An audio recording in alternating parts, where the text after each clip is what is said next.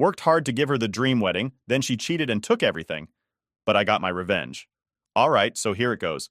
I still can't really wrap my head around what just happened, but I guess talking about it might help a little. So yeah, I was with Maya for 6 years. 6 years. We were solid, at least I thought we were. I mean, we had some rough patches. But who doesn't, right? We'd been together long enough to start talking about getting married, and she'd always dreamed about this perfect wedding. Like the whole 9 yards, the big white dress, the fancy venue, tons of guests, all that. I loved her, so I was willing to bust my ass to make that happen. I was working these crazy hours, 12-hour shifts, and saving up every penny for the wedding. We even had a joint account set up specifically for that. We both put money into it over the years, but honestly, most of the deposits were from me. I'm not saying that to be petty, just being real. Anyway, things seemed fine until a couple months ago. So here's where things start to get F asterisk asterisk ket up. Out of nowhere, Maya gets hooked on this stupid mobile game. You know, one of those rhythm ones where you tap to some music and your character dances. I didn't think much of it at first. I mean, I wasn't into it, but it wasn't hurting anyone, right? She'd play it after work and sometimes would stay up late doing it, but whatever, people unwind in different ways. Or at least that's what I thought. Then out of nowhere, she starts talking about this guy, Aaron, she met on the game. She tells me they've been chatting on the game's message board or whatever, and I'm like, okay, cool, she's making a friend. But as time went on, I started noticing she was spending more and more time on her phone, talking to this dude, and less time with me. I didn't want to be that guy, you know, the jealous boyfriend, but it just felt weird. Fast forward a few weeks, and one day, she comes to me, completely serious, and says she's found a connection with this guy that we supposedly never had. I'll never forget the way she said it, like, what the hell? We've been together 6 years, and she's saying she's got a better connection with some guy she's never met in person. Someone she met through a freaking game? I tried to keep my cool and just asked her straight up what she meant by that. She said she had this chemistry with Aaron that she hadn't felt with me for a long time. You can imagine how that hit me. Like, I've been working my ass off, saving up, putting in overtime for our wedding, and suddenly she's telling me some random dude in an online game is her soulmate or whatever. I asked her if she was serious, and she said yeah. That's when I knew things were about to go downhill fast. So fast forward again. I'm working in a city far from home, still grinding out those 12-hour shifts because, you know, I still had hope at this point that we'd work things out. Maybe she was going through something, right? I wanted to believe that we could fix it. But then one night, after a long day at work, I go to check the joint account. And guess what? All the money's gone. I'm talking every last cent. Now, this is the part where my stomach dropped. That account had nearly $6,000 in it. $6,000 that I'd been saving for the wedding, and it was all gone. I knew it was her. Who else could have done it? I just sat there staring at the screen, trying to figure out if this was real. Maybe it was some mistake, or maybe she needed the money for something urgent and forgot to tell me. But I knew better. I knew this was her way of saying she was done with me, done with the wedding, and done with everything we had built together. I called her right away. She didn't pick up the first few times, but I kept calling. When she finally answered, I asked her what the hell was going on. She didn't even sound sorry. She just said she needed the money, and that since it was a joint account, she had the right to take it. No apology, no explanation, nothing. Just straight up said she took it because she could. I don't know if you've ever felt this before, but in that moment, I was completely numb. I didn't know whether to scream, cry, or just hang up. I asked her if this was about Aaron, and she said yeah, that she was planning on starting fresh. She was going to meet up with him in person and see where things go from there. I couldn't even process it. She was leaving me, someone she'd been with for 6 years, for some guy she only knew through a F asterisk asterisk King mobile game. I tried to get her to explain more, but she just said it wasn't working between us anymore, and that she needed something new. New? Really? We've been together for years, built a whole life together, and she throws it all away for something new. It felt like my entire world just collapsed in that moment. I hung up, and that's when it really hit me. She was gone, and there was nothing I could do about it. I went back to check the joint account details again, just to be sure. Yep, it was wiped clean. But here's the kicker. She took everything from our wedding fund, even though 80% of it was my money. And legally, I couldn't do anything about it because it was a joint account, and both of us had equal rights to it. That night, I couldn't sleep. I was stuck in a city miles away from home, working a job I hated, and all for a wedding that was never going to happen. I kept replaying everything in my head, how we got to this point, where things went wrong. I had been doing everything I could to give her the life she wanted, and she just walked away like it meant nothing. The worst part? I still loved her. As much as it hurt, part of me still wanted to believe we could work it out. Maybe this was just a phase, right? Maybe she'd realize she was making a mistake and come back. But deep down, I knew that wasn't going to happen. She was already gone. After that night, I decided to call her dad, Mark. I wasn't sure if it was the right move, but I had to do something. I wasn't going to let her get away with draining the account like that. Mark's a decent guy, and we've always gotten along, so I figured he'd at least hear me out. When I told him what happened, he was pissed. Like I could hear it in his voice. He couldn't believe it either. He asked for my bank statements to see how much of the money was actually mine, and he said he'd talk to her and figure out a way to pay me back. I hung up the phone, feeling a little better knowing someone was on my side, but I knew the real fight was yet to come. So after talking to Mark, I was trying to figure out what the hell I was going to do next. Like, my mind was all over the place. It wasn't just about the money, though yeah, losing that much cash stung like hell, but it was more about realizing that Maya wasn't the person I thought she was. It's like everything I thought I knew about her just got flipped upside down, and I was left there trying to pick up the pieces of what was left of my life. The next day, Mark called me again and said he had a plan to get me my money back. He didn't go into too much detail on the phone, just said we needed to have a sit-down with Maya and her parents. He'd already talked to Diane, Maya's mom, and they wanted to settle everything properly. I didn't want to do it, honestly.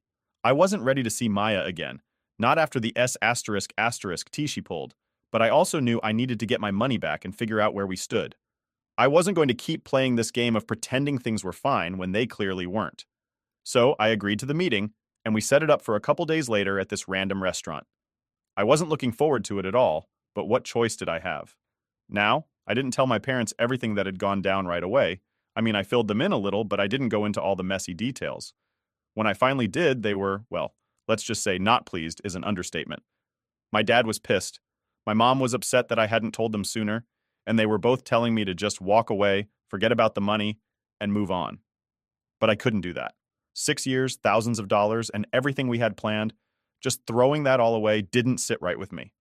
I needed closure, or at least some kind of resolution. The day of the meeting rolls around and I'm driving back to my hometown, feeling a mix of anger, nerves, and, I don't know, maybe a little bit of hope. I still had that tiny part of me hoping Maya would come to her senses and realize she made a mistake. But who was I kidding, right? By the time I pulled into the restaurant parking lot, I was just ready for it to be over. When I walked in, they were already sitting at a table.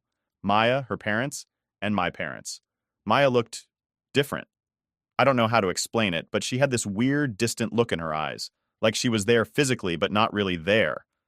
She wasn't the girl I remembered, or maybe I was just seeing her for what she really was now. Either way, it felt like I was sitting down with a stranger. I sat down across from her, and it was awkward as hell. No one said anything for a solid minute. We just sat there in this uncomfortable silence. Finally, Mark broke the ice. He started talking about the money and how we could settle it. He was being reasonable, trying to work out a plan for Maya to pay me back. But Diane? Oh, she was having none of it. She cut him off mid-sentence, saying something like, "Why should she have to pay him back?" I couldn't believe it. Diane actually tried to justify what Maya did, saying I'd wasted 6 years of her life, and that Maya deserved the money for putting up with me.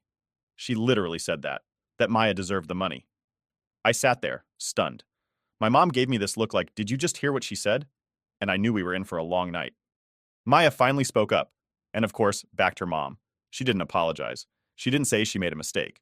She just said she needed to move on, and that Aaron, yeah, the dude from the game, made her feel things I never did.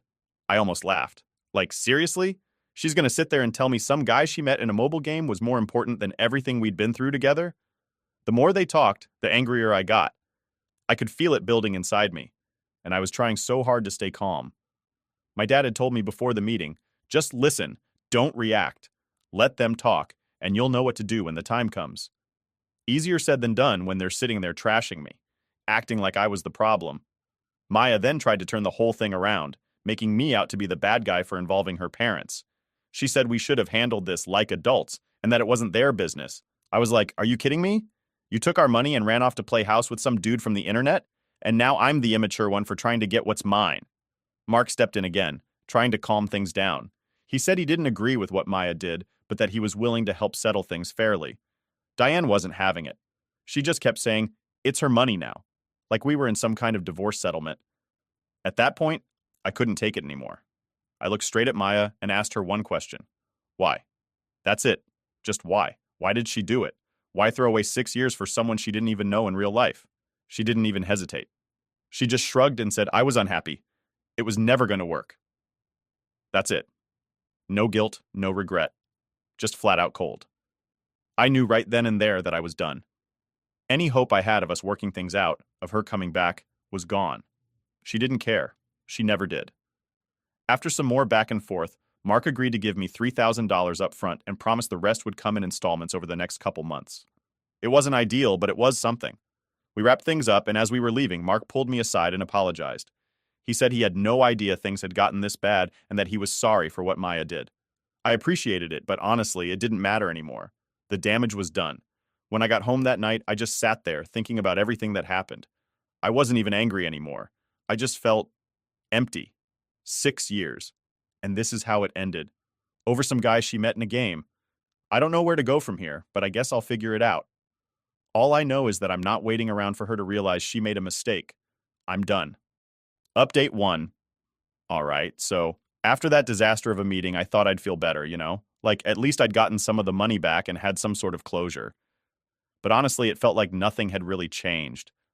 Sure, I wasn't out the full $6,000 anymore, but the way Maya had acted, how cold and distant she was, it was eating at me. I couldn't shake this feeling like everything I'd believed in for the last 6 years was fake. It was like I was mourning a relationship that never really existed the way I thought it did.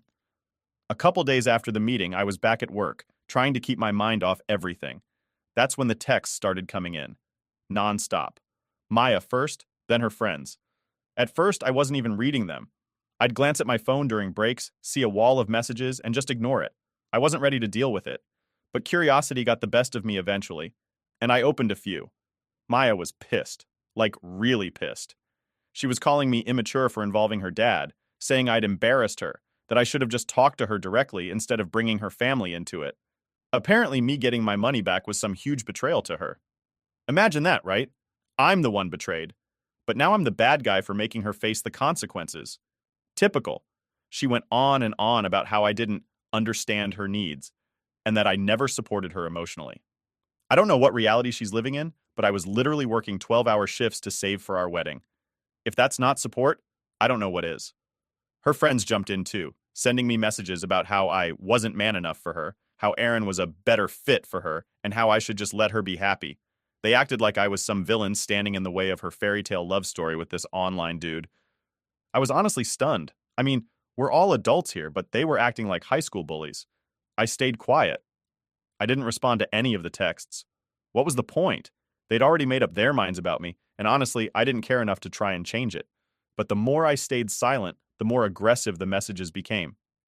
At one point, one of her friends, Tina, sent me this long rant about how Maya had been miserable for years and how she was just too scared to leave me. Apparently, the whole time we were together, Maya had been unhappy, and I just hadn't noticed. That part got to me. I won't lie. It made me question everything. Had she really been unhappy the whole time? Was I blind to it? Had I just been going through the motions while she was secretly miserable? But then I snapped out of it. No, that couldn't be right. If she was so unhappy, why didn't she ever say anything? Why go through all the motions of planning a wedding, of talking about our future together, if she was miserable? It just didn't add up. A few days later, I got a text from Mark again. This time, it was about something else entirely. He wanted to let me know that Maya had officially moved out of the apartment. We hadn't been living together for a while since I was working out of town, but this made it final. She packed up her stuff and left. Part of me was relieved. At least now I wouldn't have to deal with the awkwardness of us running into each other at the apartment. But another part of me felt like this was it, the final nail in the coffin. It's crazy how quickly things can fall apart. Here's where things got really weird, though. The next day, I got a message from a number I didn't recognize. It was Aaron. Yeah, that Aaron. At first, I thought it was a joke, or maybe someone pretending to be him, but no, it was him. He introduced himself, said he was sorry for how things had gone down, and that he hoped I'd understand that he and Maya were meant to be. Meant to be? I didn't even know how to respond to that. He went on to say that he never meant to steal Maya from me and that it just happened. I could feel the anger rising again, but I kept my cool. He tried to play the victim, saying he had no control over how things unfolded and that he hoped we could be civil about everything. Like, dude, you've never even met her in person. You've only talked through a screen. But sure, you're meant to be. Give me a break. I didn't respond to him either. What was the point? I wasn't going to engage in some back and forth with a guy I didn't even know about a relationship I wasn't a part of anymore. It was pointless. But I gotta admit, seeing that message made it all feel even more surreal. I thought things couldn't get worse. But this? Getting a message from the guy who'd basically ruined my life telling me we should move on was like adding salt to the wound. After that, I tried to focus on myself. I stopped checking my phone as much, blocked Maya and her friends on social media, and just kept my head down at work. But there was this constant feeling of emptiness. Like I'd spent 6 years building this life with her, and now it was just gone. I didn't even know who I was without her. That was the hardest part. We'd been together so long that I forgot what it was like to just be me. My parents were worried about me, kept asking how I was doing, but I didn't have much to say. I didn't know how to explain what I was feeling, so I just told them I was fine. But inside, I was anything but fine. I was lost. The worst part was knowing that Maya didn't care. She'd moved on, she had Aaron now, and I was just nothing. It was like I never even mattered to her. That realization hurt more than anything. I kept replaying everything in my head, wondering what I could have done differently, how I didn't see it coming. But no matter how many times I went over it, the outcome was the same. She'd left me for someone else, and there was nothing I could do to change that. At this point, all I can do is move forward. It's not going to be easy, but I don't have much of a choice. I've got to figure out how to rebuild my life without her. It's going to take time, and I know there are going to be days when it feels impossible, but I'm done looking back. She made her choice, and now I've got to make mine. Thanks for sticking with me through all this. I never thought my life would turn into this kind of mess. But here we are. Hopefully things will get better from here. Only time will tell. Update 2. So things were starting to settle down a bit. I mean, they weren't great, but I'd blocked Maya, Aaron, and her friends on everything, and I was doing my best to just keep my head down, focus on work, and try to move on. It wasn't easy. Honestly, it felt like I was walking around with this heavy weight on my chest all the time. But I figured the less I thought about it, the better. No point dwelling on what I can't change, right? That plan was working. Until one day, there was a knock on my door. I wasn't expecting anyone. I hadn't really been in touch with many people outside of work and my parents, so when I opened the door and saw Maya standing there, my heart kind of stopped for a second. I hadn't seen her since that meeting with her parents, and honestly, I wasn't ready to face her again. But there she was, standing on my doorstep like nothing had happened, like she hadn't completely wrecked my life. I didn't know what to say. My first instinct was to just shut the door in her face, but something in the way she was looking at me stopped me. She looked different, nervous, maybe even scared. It wasn't the cold, distant Maya from before. This was something else. "Can we talk?" she asked, her voice quiet. I didn't want to, but for some reason I stepped aside and let her in. Maybe part of me was still hoping for some kind of closure. Or maybe I just needed to hear her admit that what she did was wrong. I don't know. She walked in, and we both stood there awkwardly for a minute. I wasn't about to offer her anything to drink or make her comfortable. She didn't deserve that after everything. I just wanted to hear what she had to say and get her out of my apartment as fast as possible. Finally, she broke the silence. "I'm sorry," she said, her voice barely above a whisper. I almost didn't believe it at first. Maya, the same person who had justified taking all the money, the same person who left me for a guy she never even met, was apologizing? It felt weird. I didn't respond right away. I just stared at her, waiting for her to continue. She fidgeted with her hands, something I hadn't seen her do in years. Maya was always so confident, so sure of herself. Seeing her like this was strange. "I messed up," she said, her voice shaking a little. "I know I hurt you, and I know I can't take it back, but I just wanted you to know that I'm sorry. I've been thinking a lot about everything, and I realize now that I made a mistake." A mistake? That's what she was calling it now? A mistake is spilling coffee on someone's shirt? Leaving your boyfriend of 6 years for a guy you met through a game and taking all his money? That's not a mistake. That's a choice. I crossed my arms and leaned against the wall, still not saying anything. I wasn't going to make this easy for her. If she wanted to apologize, she was going to have to actually explain herself. She took a deep breath and continued. "I've been talking to Aaron, and it's not what I thought it would be. He's different than what I expected." There it was. I almost laughed. Of course, Aaron wasn't living up to her expectations. What did she think was going to happen? That this random guy from the internet was going to sweep her off her feet and give her the perfect life? "I thought I knew him," she said, her voice breaking a little. "But I don't. Not really. And now I realize that I threw away everything we had for nothing." That last part stung. Not because she was admitting she made a mistake, but because it felt like she was trying to paint herself as the victim here. Like she was the one who got tricked by Aaron, and now I should feel sorry for her. I finally spoke. You didn't throw everything away for nothing. You made a choice. You chose him, and you didn't just hurt me. You destroyed everything we had. You took the money, you lied, and you didn't even have the decency to apologize until now. So what do you want me to say, Maya? Do you expect me to just forgive you because you finally realized he's not who you thought he was? She flinched at my words, and for a second I felt a little bad. But then I remembered everything she'd done, and that feeling was gone. No, she said, her voice soft. I don't expect you to forgive me. I just wanted you to know that I'm sorry. That's all. I stood there for a moment, trying to process what she was saying. Part of me wanted to believe her, to think that maybe she really was sorry, but another part of me knew better. This wasn't about me. This was about her feeling guilty and trying to make herself feel better. She wasn't here to fix things. She was here to clear her conscience. I don't need your apology, I said finally. What I needed was for you to not do this in the first place. And now, it's too late. You made your choice, and you're going to have to live with it. She didn't say anything after that. She just nodded, her eyes filled with tears, and for a moment, I thought she might break down right there in my apartment. But instead, she turned and walked toward the door. Before she left, she paused and looked back at me. I really did love you, you know. I didn't know how to handle everything. I didn't respond. I couldn't. What was I supposed to say to that? She left, and I closed the door behind her, feeling a strange mix of relief and sadness. I stood there for a while, just staring at the door, trying to make sense of everything. I'd finally gotten the apology I thought I wanted, but it didn't make me feel any better.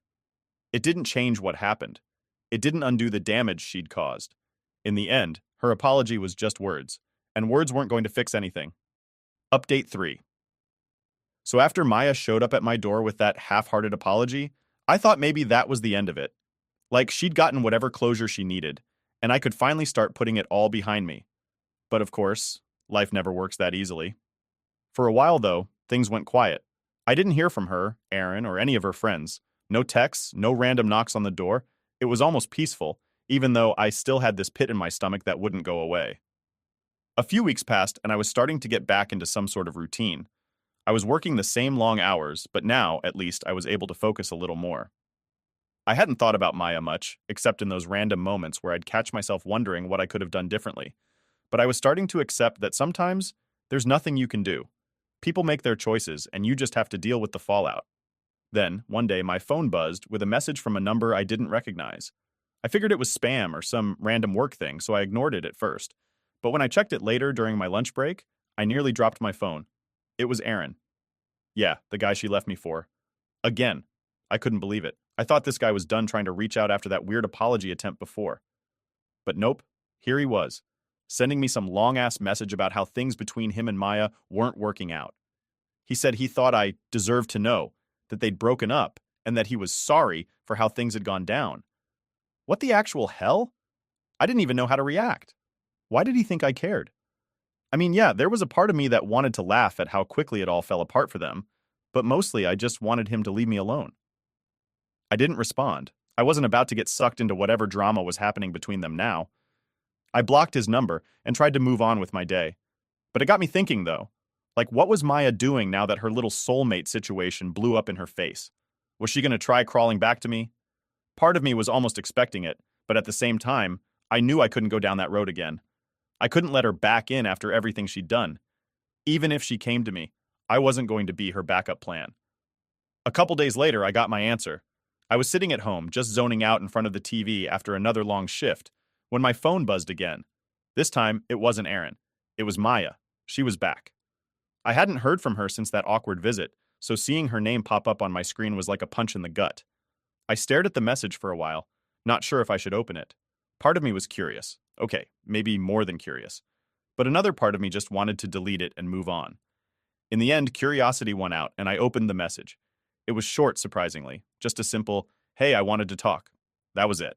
No apology this time, no explanation, just that. I sat there for a few minutes, trying to decide how to respond. Should I ignore her? Should I tell her to F***K off? Should I hear her out? My mind was racing with 1,000 different thoughts, but in the end, I just replied with, "What do you want?" She replied almost instantly. She said she needed to talk to me about everything, that she realized she'd messed up and she wanted to clear the air. I wasn't sure what that meant, but I wasn't exactly thrilled about the idea of meeting up with her again. But at the same time, I felt like maybe I needed to hear her out, if only to finally put an end to this chapter of my life. So, against my better judgment, I agreed to meet her. We set up a time to meet at a coffee shop, somewhere public, neutral ground. I wasn't going to invite her back to my place, and I sure as hell wasn't going to hers. The day of the meeting came, and I wasn't sure what to expect. I kept telling myself that it didn't matter what she said, that nothing she could say would change what had happened. But still, there was that little part of me hoping she'd give me something, some reason, some closure that would make sense of it all. When I walked into the coffee shop, there she was, sitting at a table near the window. She looked different again. Not nervous like before, but not the confident, self-assured Maya I'd known for years either. She looked tired. I sat down across from her, and for a moment we just sat there in silence. It was awkward, but I didn't care. I wasn't going to make this easy for her. She finally spoke. "I'm sorry for everything." I didn't say anything. I just waited for her to continue. "I've been doing a lot of thinking," she said, staring down at her coffee. "And I realized I didn't treat you fairly. I took advantage of you, of everything you did for me, and I was wrong." I crossed my arms, still not saying anything. I wasn't going to give her the satisfaction of thinking that her words were somehow making this all better. "I thought Aaron was what I wanted," she continued, her voice shaky. "But I was wrong about him. I was wrong about a lot of things." I raised an eyebrow. "So what? You're here now because things didn't work out with him? And I'm supposed to just, what, forgive you?" She shook her head quickly. "No, that's not why I'm here. I don't expect you to forgive me. I wanted you to know that I understand now. I understand how badly I hurt you." I sat back in my chair, still not sure what to make of all this. Part of me wanted to believe her, but another part of me was just done. I'd heard all this before, and it didn't change anything. "So now what?" I asked. "What do you want from me?" She looked up at me, her eyes filled with tears. "Nothing," she said softly. "I just wanted to apologize, that's all." I stared at her for a moment, waiting for her to say more, but she didn't. It was like she had finally run out of excuses, out of explanations, and all that was left was this. I nodded slowly. "Okay, you've apologized. Now what?" She wiped a tear from her cheek and smiled weakly. "Now, I leave you alone." And with that, she stood up, gave me one last look, and walked out of the coffee shop. I sat there for a while, just staring at the empty seat across from me, feeling lighter. For the first time in months, I felt like maybe I could finally move on.